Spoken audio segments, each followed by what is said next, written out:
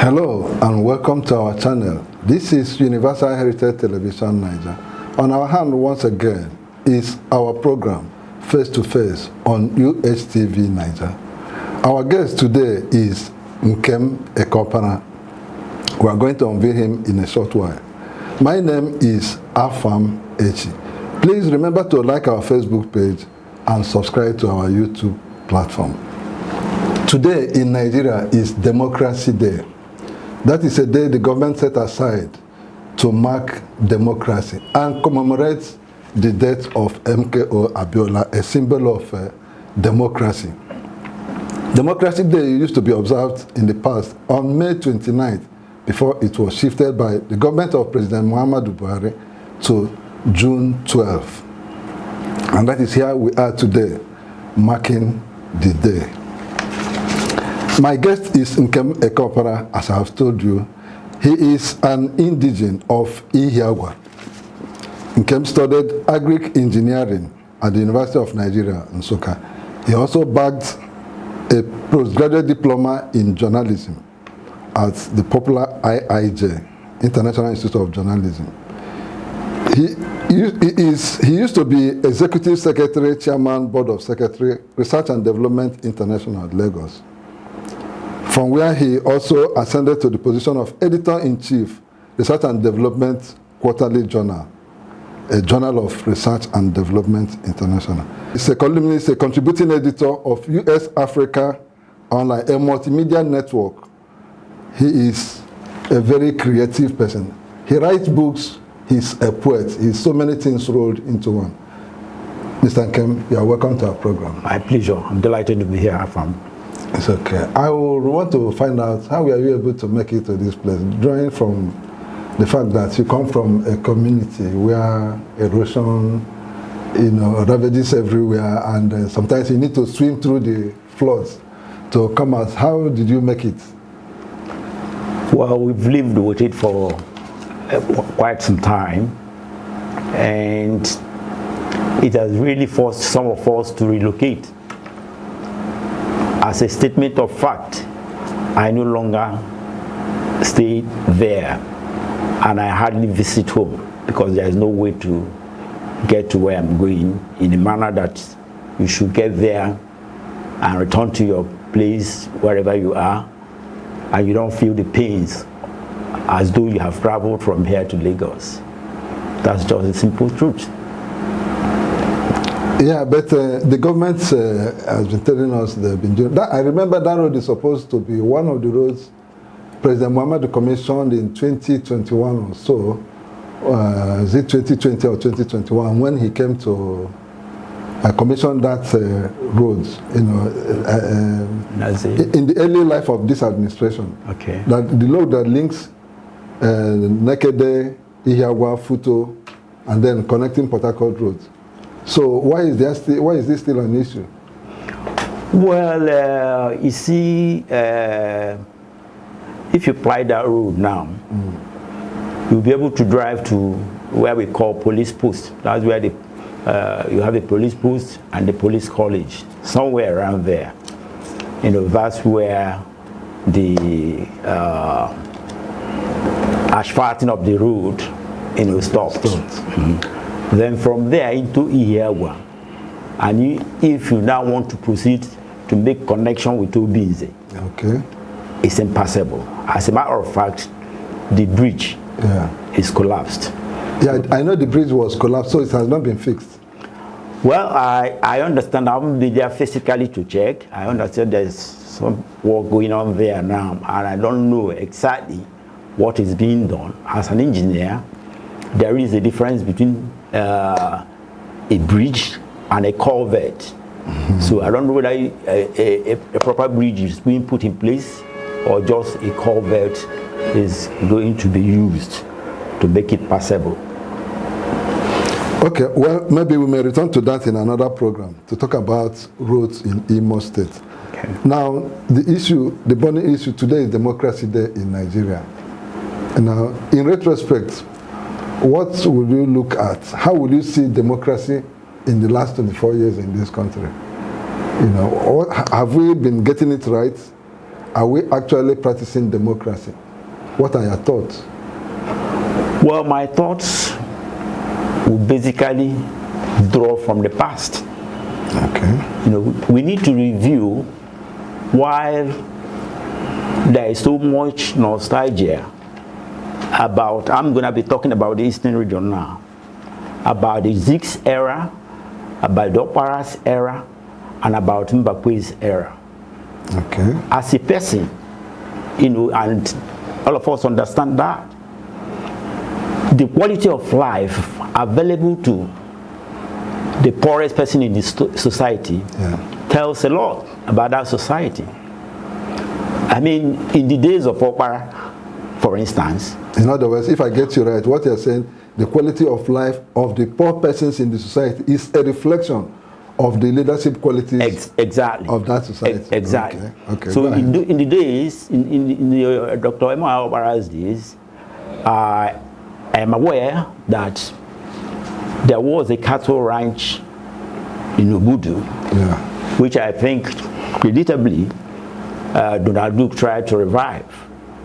You know, that was a source of animal protein to the people. There was also what you could term as a proliferation of poultry activities in the Eastern region. In the past, you know, they said parents used to beg their kids to eat egg because it was readily available. And I tell you something up front. If all the governments we have had post-1966 in this part of the world, right, if they had just sustained and managed what Dr. Emma Opara put in place, Dr. Nnamdi Azikiwe and Dr. Emma Opara put in place, right, our people will still have a life that is meaningful and worthy of living, a life of dignity. You know, so it stretched to Mbakwe's era. Mbakwe had 4 years.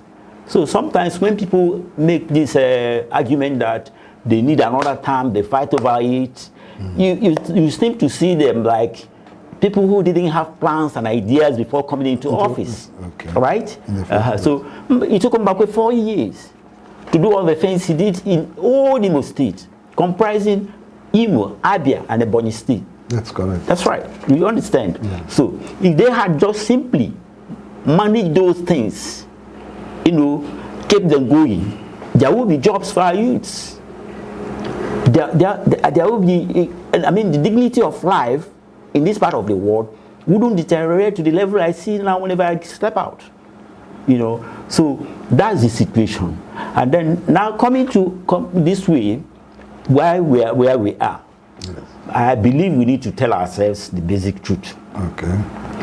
We need basically, first and foremost, if we say we are operating a presidential system, which we borrowed from America, which is an open secret how they run their own system, then we should apply it effectively in Nigeria.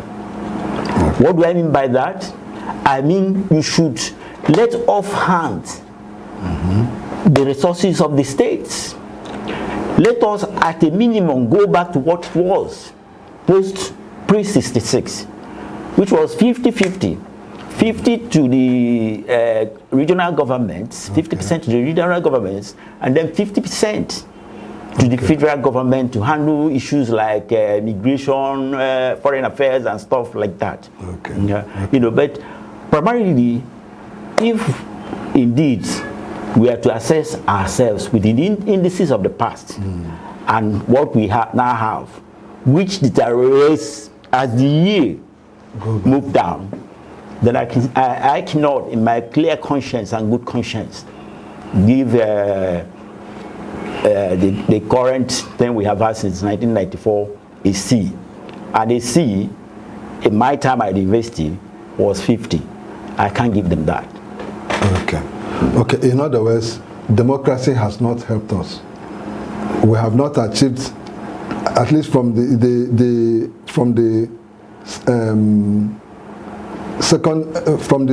current dispensation originating from 1999, we have not done so much. That's what you have said in relation to the past. Yeah, that's right. Okay.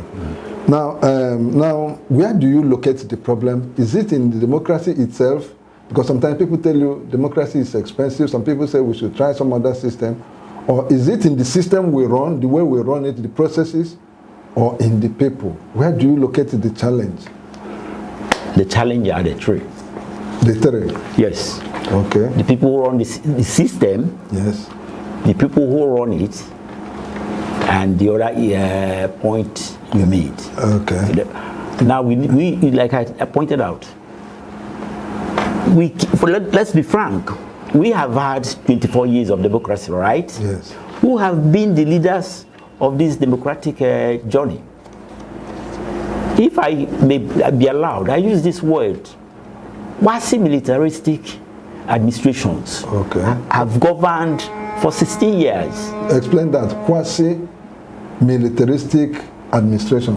What I mean is that the old generals, two old generals of the Nigerian army, retired, have been in the saddle. Yes. For the past 16 years. Yes, out of the 24 years. Okay. So you literally have 8 years of governance by civilians. I hate to use the word democracy. We are running a civilian government. You know, so because that's what we are running.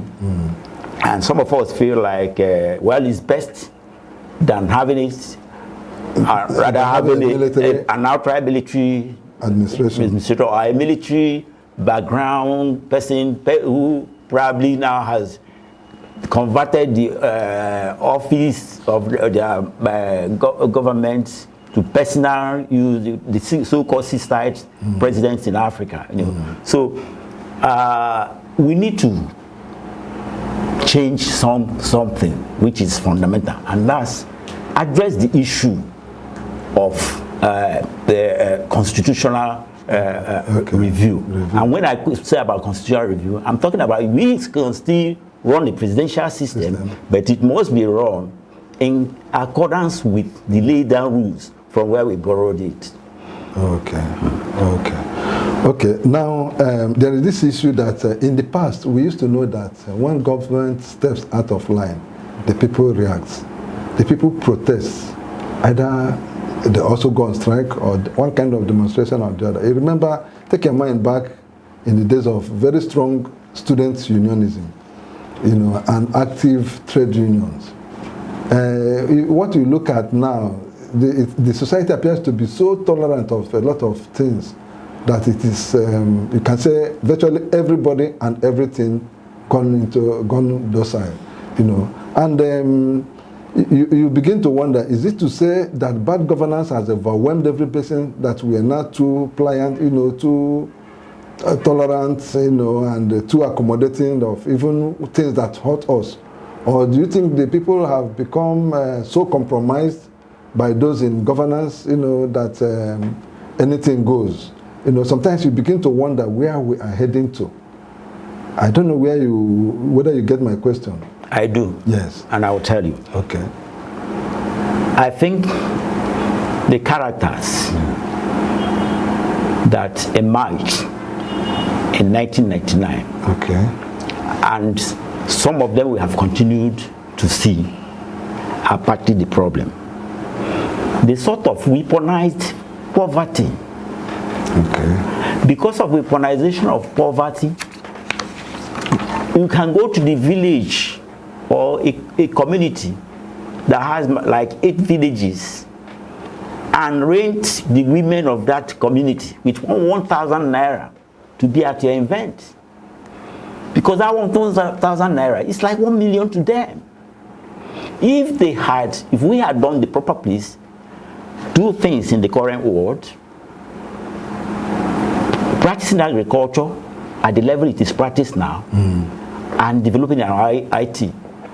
I mean, how do we come about Yahoo boys who succeed? These boys are clever in the application of IT. You know, so if we use these 2 areas, we would have been able to provide food, ensure food security, which is next First, in fact, before every other security. Because when people hear about the security, they think about police, they think about army, they think about, you need food security. People are starving. People are going to bed with what they now call owashirike. I don't know whether you know about it. Owashirike? They say it's just like a fried maize, in which they wrap and sell. You know, a couple of people I know around the country, around at least our part of the country, live off this because they cannot live. There are people in this environment who go by the day like this without having one naira in their pocket. Yeah, that is true. Yeah, these things are, when you hear it, it's better experience. If you go to the hinterland, if you go to the villages, you can see poverty firsthand. Somebody would be dying and there is no medication of any kind, no help coming from anywhere. It's terrible. And so sometimes when you look at these things as fallout of democracy, because the quality of life keeps going down. And I can tell you I want to ask, from 1999 to date, you know, even in the First Republic, people still picked issues with our democracy. You know, the quality of life has, you know, ebbed so much. You know, and one will say, if the purpose of democracy is to advance life, it has not advanced our life because people are worse off than they were in the past. If you take statistics, you know, so what I'm trying to ask here is, if something for 24 years is not improving our life, is it not enough for us to think or look elsewhere and seek alternatives? People say democracy is the best everywhere in the world. Is it because it is working elsewhere and then we must die to make it work, even when we know it is not working? Can't we evolve a different system? Now let me take your mind back. Yeah. We as a people, I'm talking about the Igbo. Yes. We are Republicans. Yes. So democracy existed in my land before the colonial powers came here. At that time, the one who leads the community is the oldest person. And they involve the 3 C's. Consultation, compromise, and there's another C. 3 things, 3 C's. I used to call them. You know, so they were governing themselves. They knew what to do. They had laws to take care of offenders. I grew up knowing about bands of yam across the riverside without any security. And when you go to your farm, you go to your farm and pass by the barn, no person would have stolen a yam from it. Where are they in Igbo land now? Nowhere. Yeah. They are nowhere. And people depended on that. People came back from school and went straight to farm. They ate in the farm. And they were eating well. I was telling somebody the other day, whether he believes it or not, the quality of Ofowere Concord can give me now is not as, does not have the same quality. The quality of Ofowere I ate as a person, not even from a very privileged family. You know, so that's the extent we have gone. So talking about what can we do, democracy is not succeeding. Yeah. Democracy can succeed, but the fundamentals or the foundation has to be right. The foundation has to be right. Look at the divisiveness in Nigeria today. Yeah. Look at so much talk about inclusiveness and stuff like that. People are just struggling to be somewhere in an office. Even when they were critics some years back, they have changed position because they want to eat. So we have to talk about the foundation, which is the Constitution. For me, I believe the presidential system is okay, but let's structure it and run it exactly the way it is operated from where we borrowed it. You understand? Yes. That's one. Secondly, leadership recruitment. How do we recruit our leaders? How do we attract people to be part of governance? Okay. I had a conversation the other day with a very close brother, you know, and I was like, people come to me and ask me this question, why are you not in the field? Why are you not running? Why are you not doing this? And he got back to me and said, it's only somebody who is insane that will bring himself out to run for office in Nigeria now after what had transpired on the 18th, on the 1st, on the 25th, and 18th of this year, of 25th of February and 18th of March this year. So we have to get it right. Okay. Who are these people that govern? Where is their antecedents? Where are they coming from? We must all not be governors. We can exercise leadership influence in any little place we'll find ourselves. You understand? So there has to be, you have to follow the antecedents of somewhere, somebody coming from somewhere, where he's coming from, you know, and then be able to say, this is a quality, this is a good material for this kind of office, okay, or for this appointment. Worst of all is the level of corruption that you know, takes away the money that would have been used to develop the country. Other areas, yeah. You understand? In your introduction, you mentioned me as having served as Executive Secretary to Chairman Board of Secretaries of R&D International. Yes, yes. I'll tell you a little story about R&D. Yeah, go tell us. Because it's important in national development. Yeah. It's a necessary ingredient in national development. Yeah, everybody knows research is key. Yeah. Yes. While we were in the university, myself and a friend of mine, we thought about it. And when we came out, we said, look, we see research is going on in the university. Yeah. We don't see the industry coming to pick them up and then commercialize them. So let us start this R&D International, limited by guarantee. You know, we got it off the ground, and we started linking researchers in the universities, research institutes, with industrial organizations. So that you don't just go to do research because you want to do a research. Yeah. That research must have somebody who's going to convert it to goods and services. Yes, to provide value. To provide value. You know. So what did we have? At the end of the day, we were run out of the country because of we were associated with somebody who was in opposition to the government at the time. Okay. You know. Okay. So that's part of our problem.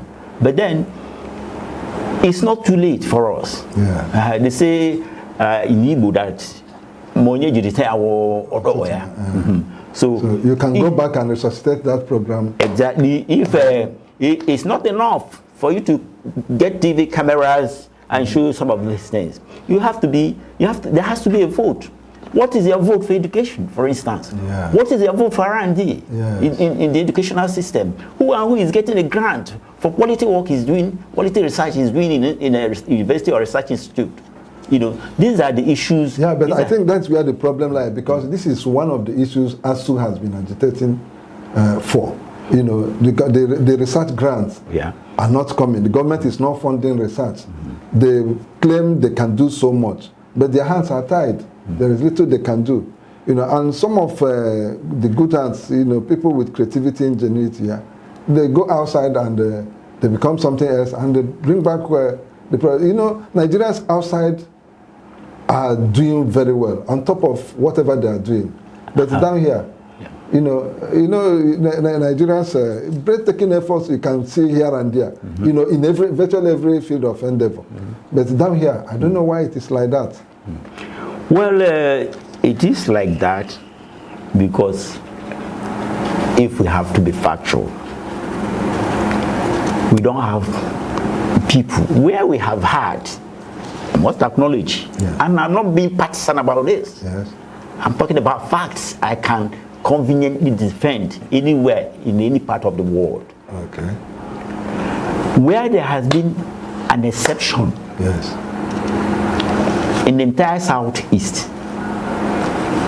First of all, I tell people that as far as I'm concerned, in my history book, there have been two governments in Imo State for me. One was Nvissi Kano's government, who drew a wonderful The roadmap for yes, development. yes. You know, for I think he's the first military governor. That's right. He said he was a naval lieutenant commander. He was so the first. After him, Mbakwe. Yes. And now I want you, as a journalist, you know, go around Imo State, see the Imo State alone. I'm not talking of Abia, you know, because when I talk about Abia and Ebonyi and other states, you still see his imprints. Go through Imo State, throughout Imo State. Check the things Mbakwe have done. Check the ones that are in operation. Even the ones that are in operation, are they being managed by the Igbo? Haven't they been bought or sold to somebody, an outsider? What happened to America Power Station? People talk about independent power station. Yeah, we had somebody who initiated it, who looked far ahead. I can't depend on the federal power to be able to run my industries. Industrial concerns I've put in the state I govern. So that's what happened to that place? You know, we should ask questions. The problem, you're talking about docility in the civility.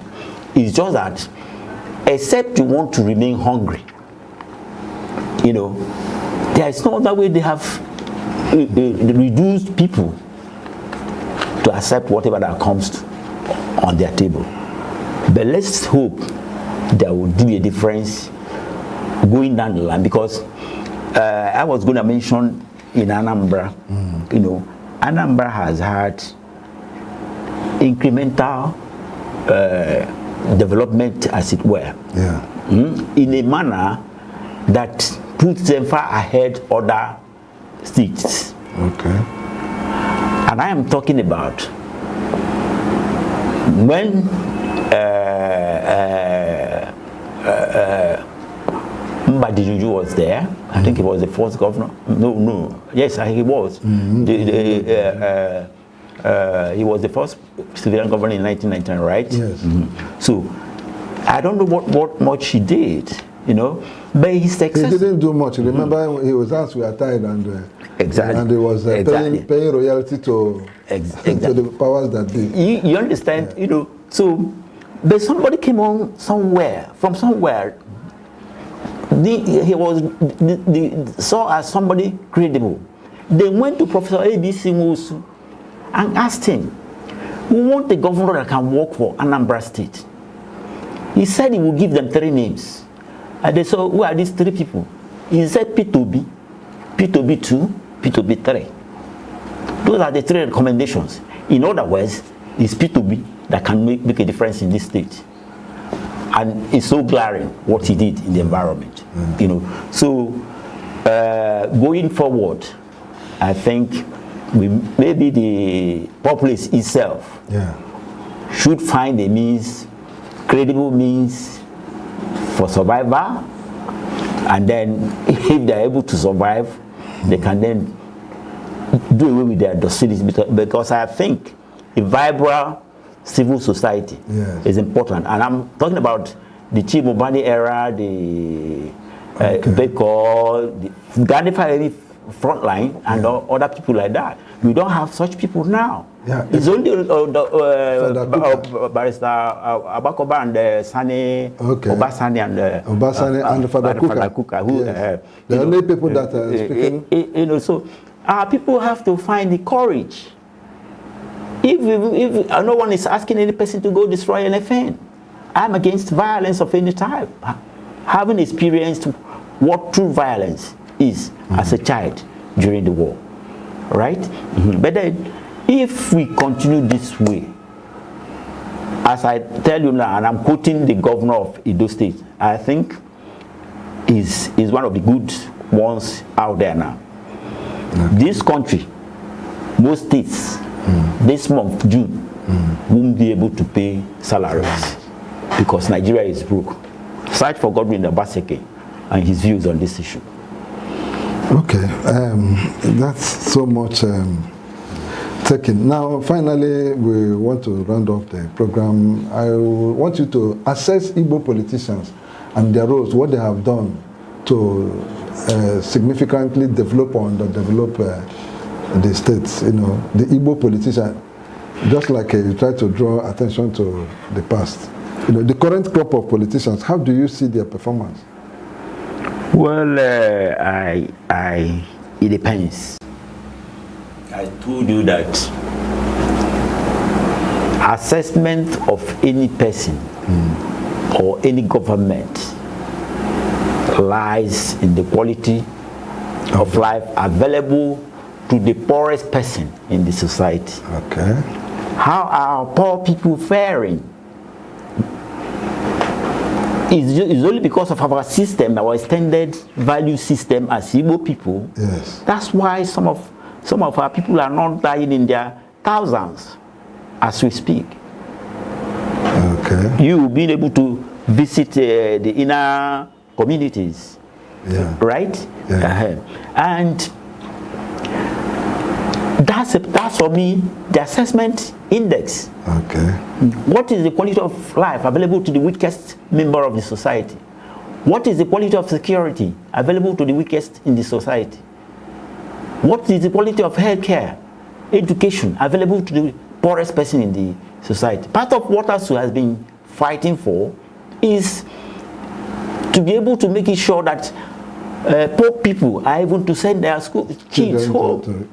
Because I know a lot of ASU members, professors, who cannot afford to pay their children's fees locally. I'm talking about abroad.